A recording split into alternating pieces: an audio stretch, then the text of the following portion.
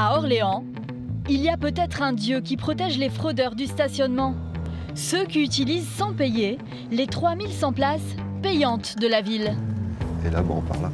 Et ces anges gardiens, ce sont ces pervenches. Ou plutôt ASVP, agents de surveillance de la voie publique. Parmi eux, Frédéric et Yannick. Pendant 4 heures, le binôme va arpenter les rues d'Orléans à la recherche des resquilleurs, de l'horodateur. Une quête qui a tout l'air d'une petite promenade de santé. Sur Orléans, il faut savoir qu'on n'est pas soumis à des objectifs. On part, on peut revenir avec 0 comme on peut revenir avec 20, mais on n'a aucun chiffre qui est déterminé à l'avance. Premier contrôle. Bonjour monsieur. C'est un peu limite là. Un petit peu. Ça passe pour ce monsieur garé sur le trottoir. Bonjour monsieur. Deuxième contrôle. Bonjour. C'est interdit. Ce n'est pas interdit, le stationnement n'est pas interdit, mais il faut s'acquitter d'un ticket. D'accord. Faites très attention. Ça passe encore. Finalement, en 1 heure, sur une trentaine de véhicules contrôlés, Frédéric et Yannick auront verbalisé un petit nombre de fraudeurs. Pour ma part, j'en ai fait 3. 9 amendes, une bonne moyenne pour le binôme. Des contrôles aléatoires et des contraventions peu élevées. Ici, le tarif pour stationnement impayé est à 17 € seulement. Côté stationnement, les habitants d'Orléans sont donc plutôt chanceux. Mais dans d'autres villes de France, les automobilistes vivent un enfer. Car depuis le 1er janvier dernier, les maires sont libres de choisir le montant des amendes pour stationnement impayé. Fini le tarif unique du PV à 17 €, les compteurs s'affolent. Ainsi, zapper le passage au parc-mètre peut désormais vous coûter 35 € à Bordeaux, jusqu'à 50 € à Paris et même 60 € à Lyon, le record de France. Ce PV à la carte, c'est le forfait post-stationnement. FPS, 3 lettres qui font trembler les automobilistes. Car depuis bientôt 1 an, les contrôles sont plus nombreux et plus efficaces grâce à des sociétés privées qui ont remplacé les pervenches. Le but, lutter contre ces voitures qui stationnent en centre-ville pendant des heures, sans payer. Un changement difficile à digérer pour les usagers. Ils mettent des amendes tout le temps, on n'en peut plus d'eux, on n'en peut plus, on peut pas travailler. D'autant qu'il s'est accompagné de couacs à répétition. Voilà, j'ai le regret de vous informer du rejet de votre demande de recours et vous confirme le montant du FPS qui vous a été apposé. Alors que je suis en règle. C'est insupportable, insupportable. Ces contrôles fréquents et ces amendes élevées incitent les automobilistes à payer davantage leur stationnement. Mais qui encaisse? De grands groupes comme Indigo et sa filiale Striteo, ou Urbispark et sa société Movia. Ils gèrent depuis longtemps le stationnement payant en surface et en sous-sol et se disputent depuis peu la distribution des nouveaux PV, un marché de plusieurs dizaines de millions d'euros. Alors, quelles sont leurs méthodes pour nous faire payer? Et combien les villes gagnent-elles avec ces nouvelles amendes?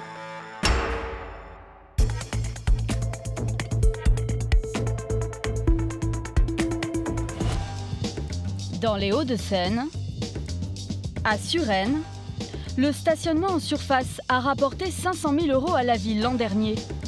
Mais en janvier, comme dans une soixantaine d'autres communes, son contrôle a été délégué au privé. En quelques mois, la ville a déjà perçu 5% de recettes supplémentaires. Un petit exploit dû en partie à ses nouveaux agents, comme Davina, 34 ans, Wonder Woman de la Prune. Alors en fait, je scanne la plaque d'immatriculation. Si mon PDA me dit que c'est bon, alors à ce moment-là, je vais passer à un autre véhicule. Pas de super pouvoirs, mais des super gadgets. Il y a d'abord ce boîtier numérique qui lui permet de savoir en quelques secondes si le véhicule est en règle. Pour ça, il interroge une base de données que vous avez vous-même remplie. Depuis quelque temps, lorsque vous payez votre stationnement, on vous demande d'entrer votre numéro de plaque d'immatriculation. Cela rend les contrôles ultra rapides. C'est petit, mais il va très vite. Si l'usager n'a pas payé, cette mini-imprimante prend le relais pour établir le FPS, ici à 18 €.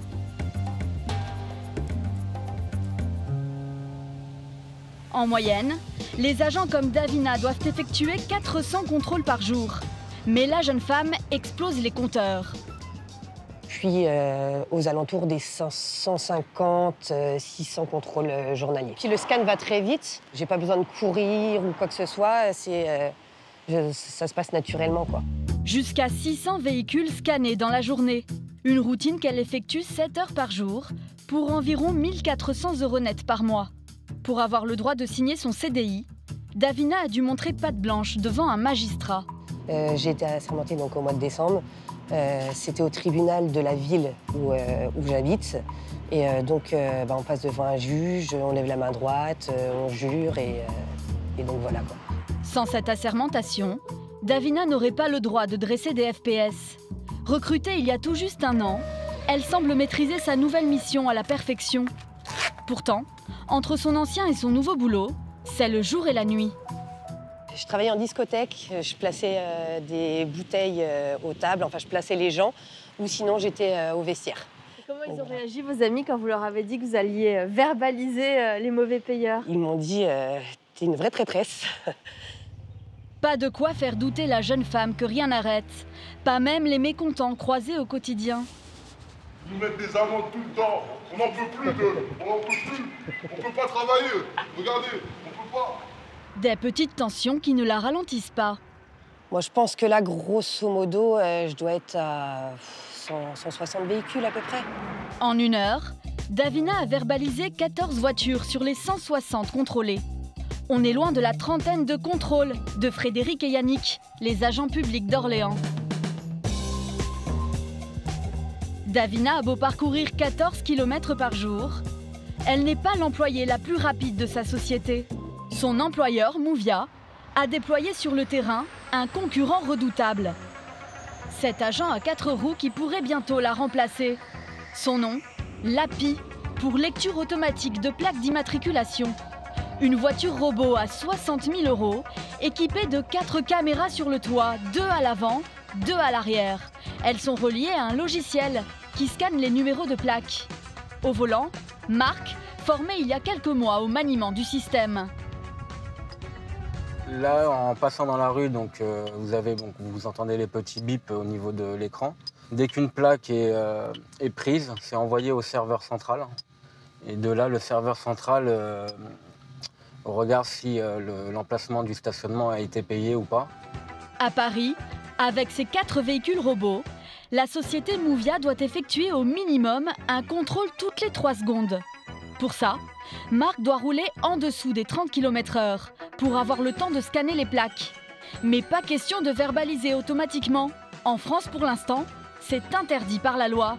Alors, à quoi sert le LAPI? Droite, désactivé.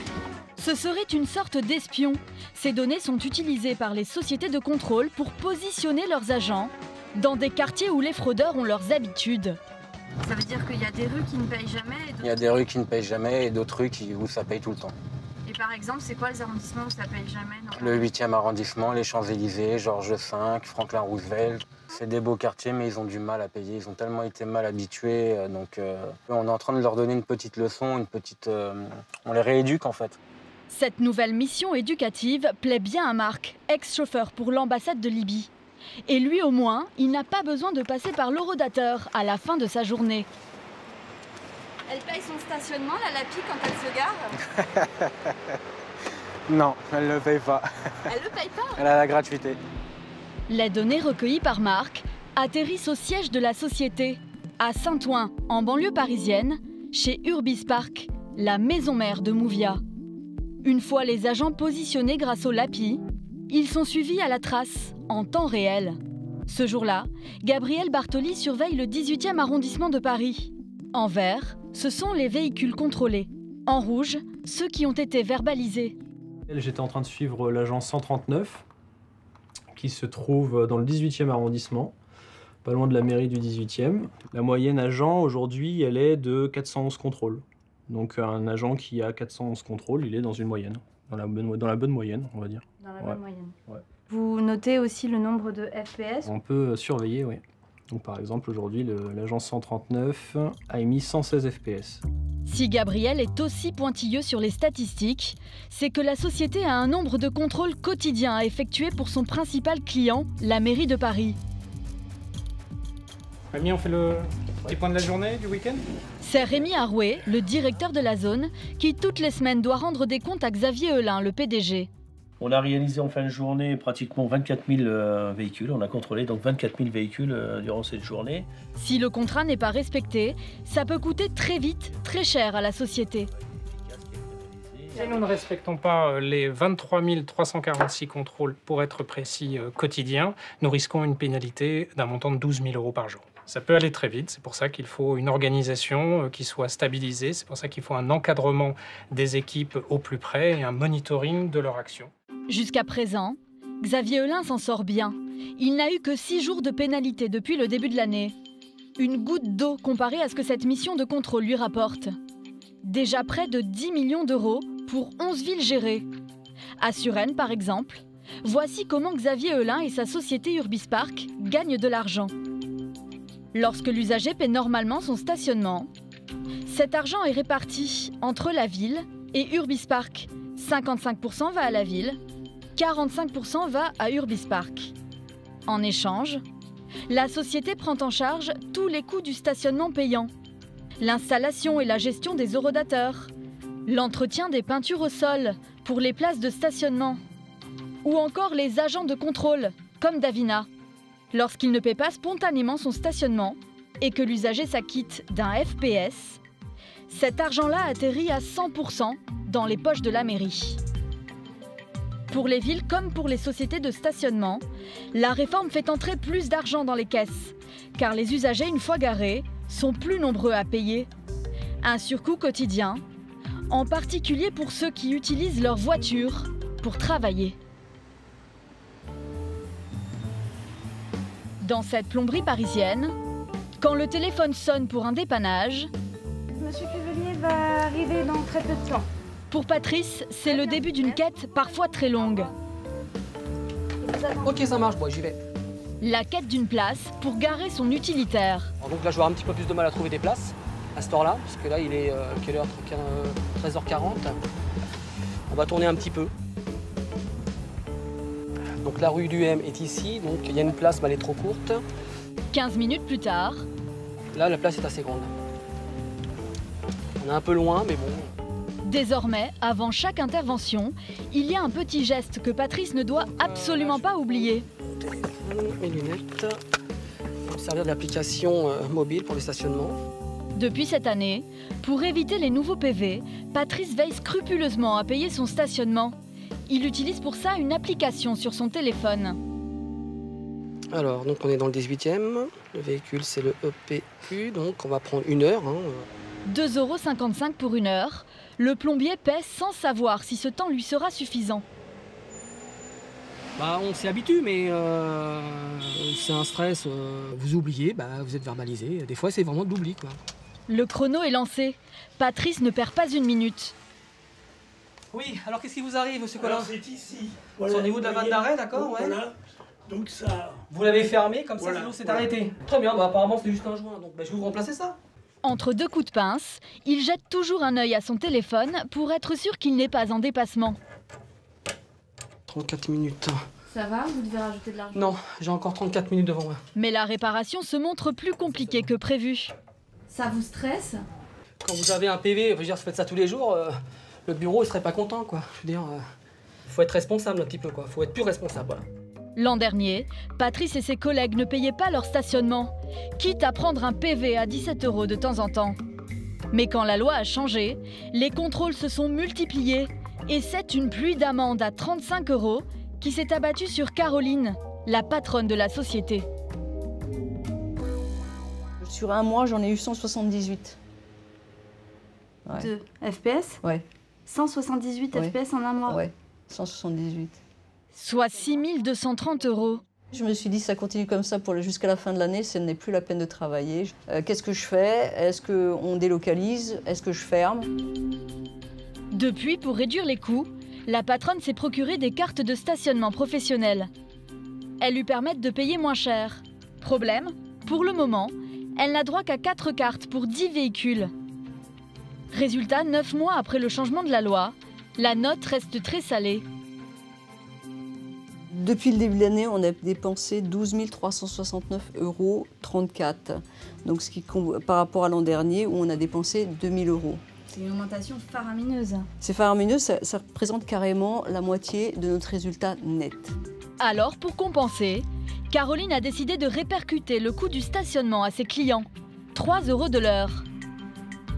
Merci. Pour Patrice, c'est justement le moment de présenter sa facture. Donc il y a remplacement de joint, donc il y a une demi-heure d'intervention. Oui. Et vous avez on appelle ça le petit déplacement, enfin le forfait maintenant déplacement qui est 3 € pour le stationnement. Et vous trouvez normal que l'entreprise, elle vous fasse payer un petit peu plus cher du coup? Oui, c'est normal. Il faut qu'il y ait quelqu'un qui paye, donc c'est normal que ce soit l'utilisateur qui paye et non pas que ce soit l'entreprise. Les automobilistes ne se montrent pas toujours aussi compréhensifs que ce client. Pas bientôt pour une fuite, hein. Allez, au revoir. Car depuis quelques mois... C'est l'histoire de gagner de l'argent. Non mais je veux pas le savoir. Ça vient pas dans votre poche, je suis bien d'accord. Les esprits s'échauffent sur le bitume. Faut arrêter de prendre les gens pour des cons, pensez pas. Face à la multiplication des amendes, certains automobilistes se rebellent. Ouais, bah, il a beau, j'ai rien à voir. J'ai rien à voir la question que je vous voyais pas ailleurs. Dans le quartier de la Défense, à Paris, au 3e étage de cet immeuble... Madame, c'est quoi ce bordel? Vous avez fait quoi, là? Une dispute est sur le point d'éclater. Non, mais je sais pas pourquoi vous m'avez mis un PV. Moi, j'étais juste monté boire un café chez un pote. Ah, je vous ai pas vu, monsieur. Qui me dit que c'est votre véhicule? Moi, je sais pas. Nous sommes chez Indigo, leader du stationnement en France. Plus précisément chez sa filiale Striteo, concurrent direct de Movia. David et Claudia sont de jeunes recrues. Ce matin, au programme de leur formation, la gestion des conflits. Je vous ai mis un FPS parce que vous êtes garé depuis quelques jours. Vous êtes en stationnement depuis quelques jours. Ça fait 10 minutes, madame. Pas payé, non? Lui subit déjà les tensions sur le terrain depuis plusieurs mois. Claudia, elle, commence ses premiers contrôles demain. Merci Claudia, merci David. Sinon, on fait un tour de table. Vous, là? Elle avait un ton calme. Donc normalement, il n'y avait pas moyen de s'énerver. Après, juste la distance, elle était pas... Elle était assez proche. La distance, oui. Voilà. D'accord. Enseigner le ton et les mots qu'il faut employer. Indiquer les bonnes postures pour éviter que le contrôle ne dérape. Ce qui était bien, c'est que Claudia a su calmer David tout de suite. Comment? Déjà, ce moment de profil, c'est important. Pour la société, la sécurité des agents est devenue un enjeu prioritaire. Malika, 9 mois de contrôle au compteur, a dû apprendre à gérer l'agressivité des automobilistes. J'ai eu plusieurs altercations, mais quand l'usager vient déjà en marche rapide avec son ticket en disant oui, on arrive toujours à apaiser les choses, j'arrive toujours à calmer la situation et puis l'usager repart. Il a compris un petit peu parce qu'à la base, ils ne savent pas trop ce qui se passe. Avant, j'étais directrice de magasin. J'avais affaire aux usagers comme aujourd'hui. C'est toujours les mêmes conflits, c'est toujours la même chose, le prix qui va pas, enfin, c'est toujours la même situation. À la clé pour ces recrues, un CDI à 1 500 € brut par mois. Et pour les motiver à effectuer toujours plus de contrôles, Striteo leur propose aussi une prime. Jusqu'à 375 € mensuels. Car Striteo, comme Movia, a des quotas de contrôle à respecter. 51 000 par jour à Paris. Alors parfois, sous la pression, la machine déraille. En février dernier, un salarié de Striteo se filme sur son lieu de travail pour dénoncer les méthodes de son employeur. Toutes ces plaques-là sont sorties des bases de données. Et en fait, Striteo triche par rapport au contrat de la mairie de Paris. On tape des plaques juste pour rentrer dans notre quota. Et ça, c'est tout à fait illégal. J'ai décidé de les dénoncer. Selon cet ancien employé, pour atteindre les quotas exigés par son client, la mairie de Paris, Striteo aurait demandé à ses salariés d'effectuer des contrôles sans bouger de leur chaise, en récupérant des plaques de voitures déjà contrôlées par la société. Regardez-moi ça, regarde.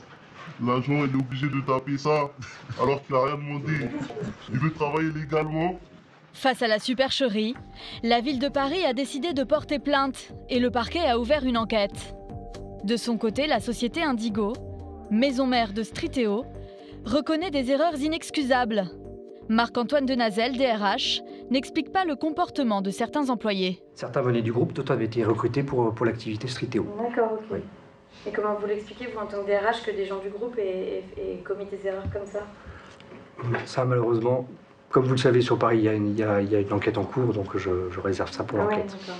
Et je ne peux que le regretter en tant que DRH, bien entendu.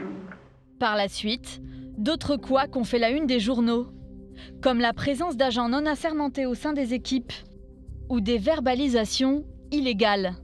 Dans cette lutte contre la fraude au stationnement, ces incidents à répétition font mauvaise presse aux maires des villes qui ont choisi de travailler avec ces sociétés privées. À Rueil-Malmaison, l'une des 21 communes contrôlées par Striteo, c'est la crise. Au mois de juin, plusieurs personnes ont découvert dans leur boîte aux lettres des amendes majorées. Depuis, pour Patrick Ollier, le maire, le courrier des plaintes s'accumule. Madame Emo, monsieur, je viens vers vous, j'ai reçu le 28 juin une amende de stationnement majorée alors que je n'ai pas eu de coupon sur mon pare-brise. Des amendes qui n'ont pas été payées dans les 3 mois réglementaires et qui du coup sont passées de 23 à 73 €.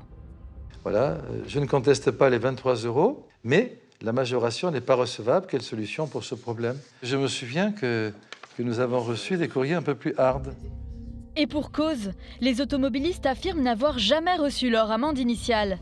Un raz-de-marée de protestation auquel Patrick Ollier et ses troupes n'étaient pas du tout préparés. Bien, allez, encore une réunion sur les FPS et puis après on aura peut-être terminé. Pour y faire face, le maire a choisi d'annuler les 4000 amendes problématiques dressées entre janvier et février dernier. Période pendant laquelle Striteo aurait subi un bug informatique. Mais souvenez-vous, normalement, l'argent des amendes atterrit dans les poches de la mairie. Du coup, cette annulation, c'est un manque à gagner de 100 000 € pour la ville. 100 000 € que le maire réclame désormais à la société privée. Nous sommes en bras de fer, c'est la discussion qui a commencé avec Indigo. C'est une négociation de partenaires. Là, je deviens sérieux. Tout ce qui se passe, ce n'est pas de la faute de la ville. Ça concerne Indigo, mon délégataire. Donc moi, je suis à la situation du maire qui ne se sent pas responsable de ce qui est arrivé et qui ne veut pas que ce soit les Rueillois qui payent. Patrick Ollier se montre déterminé. Mais chez ses administrés, la résistance s'organise. Car de nouveaux couacs seraient apparus ces dernières semaines. À quelques rues de là, Laurent, cadre dans une banque, tente désespérément de savoir où en est son dossier de contestation. Alors, qu'est-ce qui se passe? Code suivi, non, visiblement, pas ça. Alors, s'agit-il, je ne pense pas qu'il s'agisse du numéro de l'avis de paiement du FPS, puisque les chiffres sont moins importants que ce que j'ai là. Son calvaire commence en janvier, lorsqu'il reçoit son premier FPS. Ça ne fait jamais plaisir, mais pour lui, c'est encore plus agaçant, car il paie un abonnement qui lui permet de se garer de façon illimitée dans les zones où il a été verbalisé. Donc je me suis rendu à la boutique Indigo, qui travaille donc avec la fameuse société qui met les FPS, qui s'appelle Striteo. Et là, on m'a dit non, mais écoutez, il y a là un bug, ne vous inquiétez pas, donnez-moi le FPS et je m'en charge. Et c'est ce qui s'est passé. Quelques mois plus tard, 4 nouveaux FPS reçus en une semaine viennent compléter sa collection. On se dit, qu'est-ce qui se passe dans cette entreprise? Je suis en règle et je suis verbalisé. Des FPS de combien d'euros, rappelez-moi? C'est toujours 23. Donc là, j'ai 4 fois 23. Une fois encore, il parvient à faire annuler ses 92 € d'amende. Pourtant, la semaine d'après, il reçoit encore un FPS, le 6e. Il décide alors de faire une première contestation administrative. Cette contestation, je l'ai envoyée à Striteo, via leur site. Et j'ai reçu donc cette mise en demeure donc, de contentieux. Voilà, j'ai le regret de vous informer du rejet de votre demande de recours et vous confirme le montant du FPS qui vous a été apposé. Alors que je suis en règle. Une histoire kafkaïenne. Débouté, Laurent s'est tourné vers la commission du contentieux du stationnement payant, Un nouveau tribunal administratif créé spécialement pour régler les litiges du stationnement. Pour avoir le droit de contester, il a dû payer son FPS, 23 €, c'est l'une des conditions. Puis, envoyer un recommandé avec accusé de réception pour un peu plus de 7 €, qui dans tous les cas, ne lui seront pas remboursés. Ça vaut le coup de faire toute cette paperasse pour 23 €? C'est une question de principe. C'est ça, hein, personne n'aime être volé, parce que pour moi c'est du vol. Je suis en règle, voilà, je fais ce qu'il faut, et puis finalement on me taxe, on me dit bah non monsieur, vous n'avez pas payé, vous êtes malhonnête, enfin voilà, donc c'est insupportable, insupportable. Et c'est une question de principe, ça aurait été pour 3 €, je l'aurais fait. 2 mois après sa dernière réclamation, Laurent n'a toujours pas reçu de réponse. Nous avons demandé des explications à la société Striteo, filiale d'Indigo, mise en cause à Rueil-Malmaison. Son PDG, Romain Menu, a accepté pour la première fois de s'expliquer devant des caméras. Alors, il faut bien comprendre qu'on est sur une activité nouvelle. Il y a moins de 10 mois, tout ça n'existait pas. Et sur Rueil, ce qui s'est passé, c'est que nos systèmes informatiques, à un moment, ils doivent dialoguer avec l'ensemble des systèmes informatiques de l'État. À un moment, cette communication, elle s'est mal faite. Et on remercie d'ailleurs la ville de Rueil, parce que ça a lancé l'alerte. Donc on a pu identifier le problème et on l'a corrigé. Comment ça se fait qu'il y a des gens aujourd'hui qui me disent qu'en mois de juillet, par exemple, ils ont reçu 6 FPS en 5 jours, alors qu'ils ont un abonnement résident? Est-ce qu'il y a eu un dysfonctionnement isolé sur un abonnement qui a été mal réparti? C'est fort possible. Et c'est pour ça, ce que je vous disais tout à l'heure, on est dans un dialogue permanent avec les collectivités. Donc ce genre de cas peut arriver. L'important, c'est notre réactivité, c'est que ça n'impacte absolument pas l'usager et qu'on puisse répondre techniquement pour identifier et corriger ce problème de manière permanente. Pour le patron de Striteo, le cas de Laurent serait probablement un cas isolé. Pourtant, depuis sa mésaventure, d'autres victimes se sont manifestées à Rueil-Malmaison. Certaines ont même décidé de créer un collectif. À sa tête, Laurence, qui dit avoir recensé 135 nouveaux cas depuis le mois d'août dernier. Ce qu'on aimerait déjà, c'est que les dysfonctionnements cessent, parce que c'est insupportable. On ne sait jamais ce qui va nous arriver. Écoutez, moi, je serais plus radical. Il n'est pas pour le dialogue. Ah non, Il n'est pas pour le dialogue. parce que j'ai le sentiment que la mairie est droite dans ses bottes, que tout va bien, et justement, elle n'écoute pas ses administrés, et ce système est une véritable faillite, et il faut absolument arrêter cette délégation de services publics à une entreprise privée. Ce que Laurent exige, c'est tout simplement la fin du contrat entre Rueil-Malmaison et Striteo. Ce contrat s'appelle une délégation de service public, DSP. À Rueil, il a été signé avec la société Indigo. Elle gère le stationnement en surface et dans les parkings depuis près de 23 ans et reverse une partie des recettes à la ville. Alors, lorsque le maire et son équipe ont décidé de déléguer le contrôle du stationnement payant, ils se sont tournés vers leur vieux partenaire et sa filiale Striteo et n'ont pas fait jouer la concurrence. Vraiment, à aucun moment vous vous êtes dit on peut ouvrir la nouvelle mission à d'autres sociétés? Non, pas du tout. Pas du tout. Moi, j'ai pas de trace. Non, pas du tout. Donc la question s'est même pas posée en fait. C'était beaucoup plus simple de... D'accord. Non, il n'y a pas eu de compétition. Pas de compétition, la mairie fait confiance à Indigo, tout en gardant, selon elle, un œil sur les finances de son partenaire. On vérifie les comptes. C'est une délégation de service public, il faut être en permanence en veille pour éviter, il y a un rapport commercial normal, pour éviter que les intérêts de la ville soient lésés. Bon, tout à l'heure, monsieur le maire. En théorie, la ville aurait dû mettre en place une commission de contrôle financier. C'est la loi. Cette commission est chargée de s'assurer qu'Indigo n'encaisse pas de bénéfices injustifiés sur l'argent du stationnement. L'an dernier, la société a encaissé 3 millions d'euros et a reversé un peu plus de 500 000 € à la ville. Nous avons demandé à lire les derniers rapports de cette fameuse commission, censée être publique, mais sans succès.